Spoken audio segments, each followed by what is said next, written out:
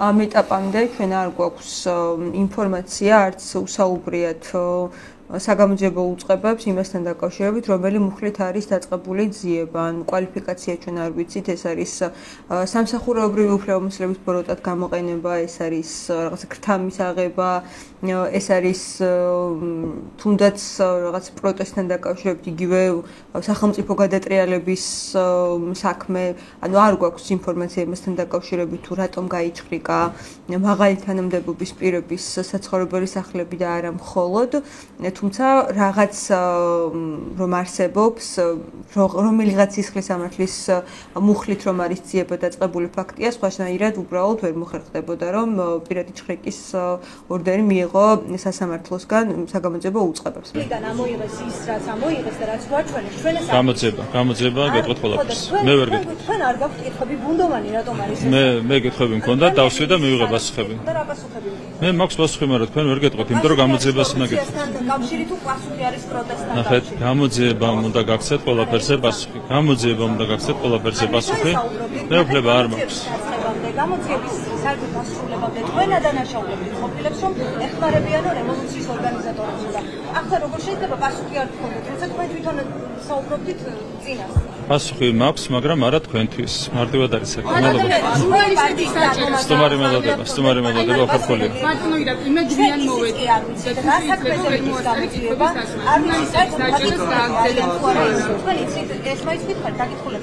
გამოძიებამ უნდა გაქცეთ ამას პასუხი. მე განა არ ვიცი რაღაცები ყველაფერი ვიცი, მაგრამ გამოძიებამ უნდა გაქცეთ ამ კითხვებზე პასუხი. ეს არის ერთ-ერთი დაჟინებული. ანუ რა არის პროცესი, რომელსაც ახლა ჩვენ ვუყურებთ და რატომ იწელება ამ ასე ძალიან უпростоრად ის პროცესი, რომელსაც ჩვენ ხედავთ როგორც წესი ჩხრეკიდან ძალიან მალე ხედავთ ხოლმე, შემდეგ უკვე ქმედებაზე გადასვლას ანაკავებენ ამ პირს, ან უბრალოდ დაკითხვაზე გადაყავთ და შემდეგ რაღაც გამოძიება დაადგენს გვესმის ეს სტანდარტული შაბლონური ფრაზები, თუმცა ნუ გამოძიება ხშირ შემთხვევაში ან რაღაცას მაშინ მიადგენს, ან ძალიან იწელება დროში. ახლა ჩვენ ხედავთ რომ რამდენიმე დღე გავიდა, თუმცა არავინ არაფერს აღარ ამბობს და ელოდებიან რა სიტყვის გამოძიება, ანუ რასთან გვაქვს საქმე და რატომ გავიდა ამდენი დღე უმოქმედობაში. მოგესალმებით, მივესალმები მაყურებელს. ამ კითხვაზე, რომელსაც შემდეგ განვაქვს უფრო მოკლედ უპასუხო, ეს ეხლა რასურათაც ხედავთ გავს ყველაფერთან ერთად პოლიტიკური ბრძოლის პროცესი. იმიტომ რომ როგორც ჩანს და ამას აუხსნის შემდეგ რა იგულისხმება, როგორც ჩანს პოლიტიკური ბრძოლა და პოლიტიკური სავარაუდო დაუმორჩილებლობა და შეიძლება გადატრიალების რაღაც შიდა გადატრიალების ცდილობაც იყო საფუძველი ამ პროცესის ასეთი კონფრონტაციის ოცნების გუნდის შიგნით და ოცნების ეს შემადგენლობა დიდი გავლენების მქონია. ოცნების დღეს არსებულ მხარდამჭერებსა და ჯერ კიდევ ოცნების რიგებში მყოფ ხალხს შორის და ეს არ არის მარტივად ჩამოსაცილებელი პლასტი, ეს არის პლასტი, რომელიც თითქმის 10 წლის განმავლობაში ყველაზე მყარ კავშირებს ფინანსურ და ადამიანურ კავშირებს, პოლიტიკურ კავშირებს ქმნიდა ოცნების შიგნით და ეგ არ იქნება მარტივი და უმტკივნეული პროცესი, ეგ იქნება პროცესი, რომელიც სერიოზულ ზიანს მათ შორის ოცნების გუნდის მდგრადობასაც მოუტანს. ამიტომ რატომ იწელება პროცესი ჩემი აზრით პოლიტიკური შერყევის ამოცანაც მოწინააღმდეგე ფლანგის დგას ეს ჩვენ რო გადავხედოთ სოციალური ქსელების კომენტარებს დიდმა ნაწილმა ოცნების მხარდამჭერების მოქმედი მართველი რგოლის მხარე კი დაიჭირა, ოღონდ მათაც რაღაცნაირად გაუბედავად და დაბნეულად, ხოლო იქ იყო ნაწილი, რომელიც ან გაჩუმდა, ან უკმაყოფილება გამოთქვა. მათ შორის რეპუტაციული გადატეხვის გარეშე ერთ დროს ყველა ძლიერი შემადგენლობის ოცნების რიგებში და მათ შორის მათი ფინანსური საფუძვლების მოშლის გარეშე და ფინანსური საფუძველი, რომელიც ამ ჯგუფმა შეიქმნა, სავარაუდოდ არის მთავარი რისკის ფაქტორი, რომლის გამოც ზოგადად დაიგეგმა ეს რაღაცა დაპირისპირების პროცესი. ამ ფინანსური საფუძვლის მოშლის გარეშე მოწინააღმდეგე ფლანგის განეიტრალება ვერ მოხერხდა. ამიტომ ეს უბრალოდ დაიჭირეს და მაგით მორჩა.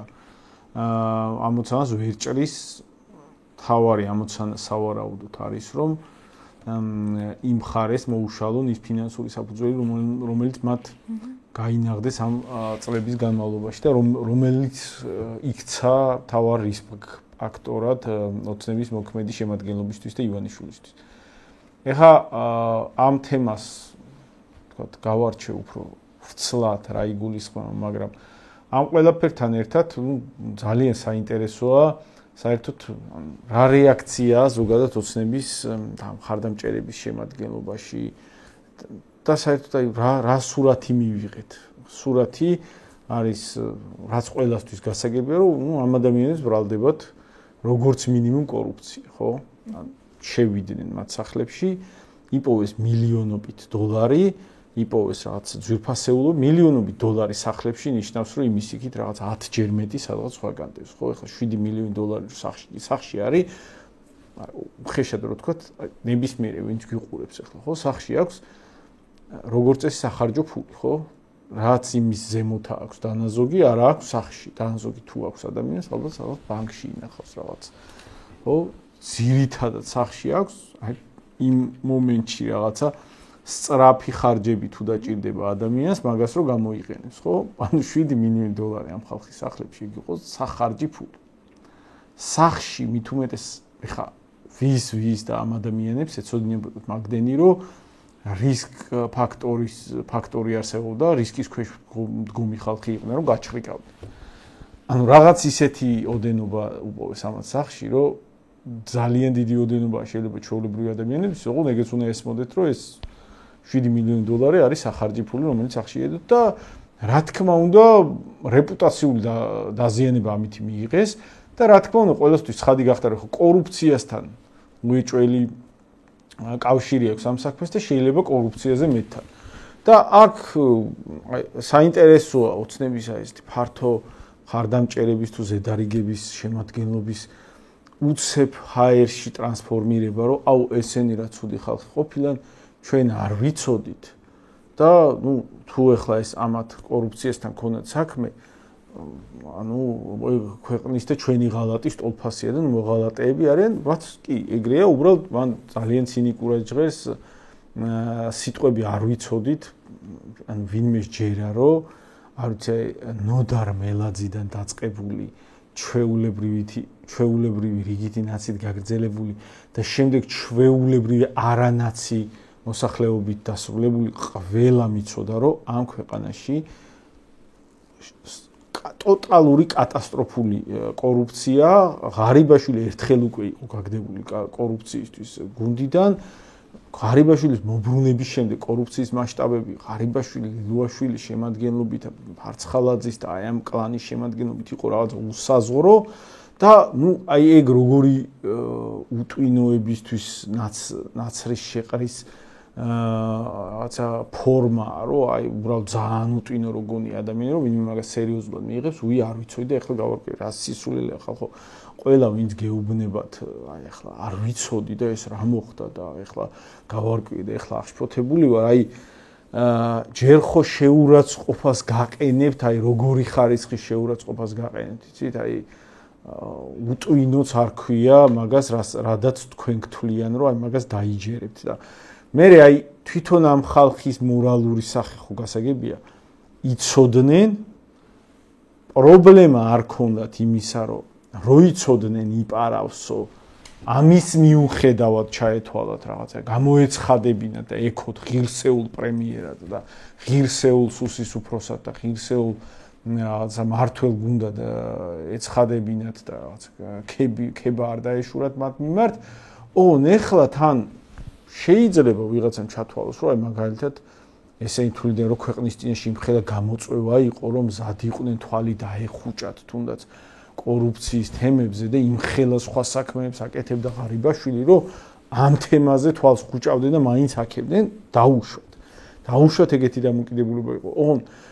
თვალსა და ხელშუა რანაირადაც გადასხვაფერდნენ ეხლა და ყველაფრის მიუხედავად მაშინ იმაზე თუ თვალს ხუჭავდნენ ქვეყნის წინაშე ჩადენილი ჭყალებში 8 წლის გამო რომელსაც მიაწერდნენ ღარიბაშვილს და ლილუაშვილს ეხლა თვალსა და ხელშუა რაღაცა გარდასახვა და უიერს ღარიბაშვილი მოღალატე ყოფილა იმიტომ რომ შიდა დაპირისპირება მოხდა და ეხლა პარტიას ეგრე სჭირდება ეგ კარგად გამოხატავს ზოგადად აი ამ ოცნების გამპრავებლების მორალურ სახეს მნიშვნელოვანია გვესმოდეს თავისივე ხელით ჯერ მზადარიან აქონდა რაღაცა მლიქნელობის უსაზიზღრეს ფორმებში ეფერონ ყველაზე კორუმპირებულ აი იმდენად საზიზღრად კორუმპირებულ ნაწილსაც ოცნებისა რომელსაც მე ბოლოს თვითონ ოცნება დაუწყებს დაჭერას ესენი გიჟები ხო არ არიან ამ ხელო კორუფციაში არიანო და მე მზად არიან თან რომ გამოაცხადებენ რომ აი ჩვენ იმიტომ ვაქებდით რომ ქვეყანა გადაარჩინეს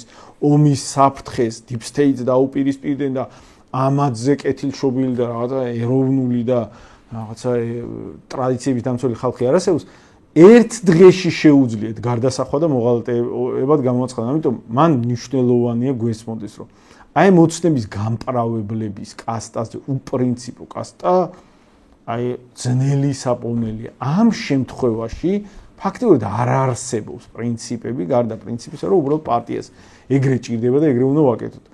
ანუ სურათი როგორია, იცი? თან მათ შორის ჩვენ მიმართ რომ ხალხი გვიტევდა ღარიბაშვილის და ლილუაშვილის კლანს რო აკრიტიკებთ, ამით ქვეყნის ღალატს ჩადიხართო და რაღაცა ნავს არყევთ, ეროვნულობის ბურჯს უტევთ, რაღაცა ცილს წამებთ. აუ, გამოვიდა რომ მართლები ვყოფილვართ და რაღაცნაირად გაყრით მაინც რომ აღნიშნონ რომ თურმე ამ ნაწილში ჩვენ ყოფილვართ მართლები და მეორე მხარე უსამართლოდ გვიტევდა მე მგონი რაღაც სამართლიანობა არ თუ სამართლიანობა მოითხოვს. იქნებ ეხლაც მართლები ვართ მოქმედ შემადგენლობას რო აკრიტიკებთ. დაფიქრდეს აბა ხალხი, იმიტომ რომ აქამდე ყველა ჯერზე მართლები გამოვდექით. და მოდი გავარჩიოთ ეხლა გადავდოთ გვერდზე ეს ოცნების შემადგენლობის რაღაცა ცინიკური უპრინციპობის საკითხი და უბრალოდ გავარჩიოთ მართლა სავარაუდოდ აი რა ხდება, რასთან გვაქვს საქმე. ღარიბაშვილიც პირველად გაუშვეს თანამდებობიდან, იმიტომ რომ ზედმეტად გაეზარდა მადა და იპარავდა. ხო? მეტი საფუძველი ხო იპარავდა და გაუშვეს. ოღონდ არ დაუჭერიათ, იმიტომ რომ ყველას ესმის, რომ პრემიერის დაჭერამდე რომ მიდის საქმე, ეს არის დამაზიანებელი ფაქტორი ზოგადად გუნდისთვის. ანუ 13 წელი მე დააბრუნე შენ პრემიერი თან არ თუ გაუშვეს, კაცო, დააბრუნეს, ჯერ თავდაცვის მინისტრად დააბრუნეს, შინაგან საქმეთა მინისტრიც იყო თუ არ ვწდები. შინაგან საქმეთა მინისტრი მანამდე იყო. თავდაცვის მინისტრად, მე პრემიერ-მინისტრად გადაიყვანეს. კვირიკაშვილი, რა ვიცი, ფარცხალაძე, არ ვიცი ახლა კალაძე დანიშნეს, წარმოაყენეს მერობის კანდიდატად. ხო, ახლა ყველას ესმის, რომ კორუფცია არ არის საფუძველი ამ ყველაფრის. იმიტომ მარტო კორუფციის გამო გაგდებული იგივე პრემიერი დააბრუნეს მეორედ. და მაგის გამო ოცნებაში მარტივად რო ვთქვათ, არ იჭერდნენ. ანუ კორუფცია ოცნებაში კორუფცია გახდა საფუძველი იმისა, რომ ამათ გულმა ვეღარ მოუთმინეთ და ეს რა ხდება, თელმა ქვეყანამ რო იცოდა, რომ ღარიბაშვილს რაღაც ერთლარად უფორმებდნენ უზარმაზარ ქონებას და რა ვიცი, აი მაგალითად ტყეს ბაკურიანში ან მაგალითად ასე რა ქვია ენერგოობიექტებს ჰესებს უფორმებდნენ ერთლარად კობახიძის პრემიერობის დროს და რა ვიცი მე ეგ ხო სასაცილოც არ არის, გარი ანეკდოტი რომ უბრალოდ უიმე ესენი თურმე იპარავენ დედამიწა მიცოდა მაგის შესახებ და ეხლა რაღაცა ისე აღშფოთდნენ რომ მე ამას ვეღარ მოვითმენ და ესენი უნდა დავაპატიმრო იმ დროს როცა ანალოგიურად ან შეიძლება უფრო მეტად კორუმპირებული შემადგენლობა ეხლაც არის მათ შემადგენლობაში ან ეხლა მაგალითად არ ვიცი მერობის კანდიდატად კალაძე დააყენეს ხო ამიტომ ეგ ყველას ესმის რომ ოცნების რიგებში რომელიც რაღაცა შეჯიბრი რო არსებობდეს კორუმპირებულობის მასშტაბში რაღაცა ლიდერობისთვის დამაჯერებლად შეიძლება იბრძოლოს საქართველოს მთავრობებს შორის არავის ყოველ შემთხვევაში არ დაუთმობს ადვილად გამარჯვების ადგილს მაგ პირობებში კორუფცია არ არის საფუძველი იმისა რომ ასეთი ხისტი დევნა დაიწყოს ვიღაცეების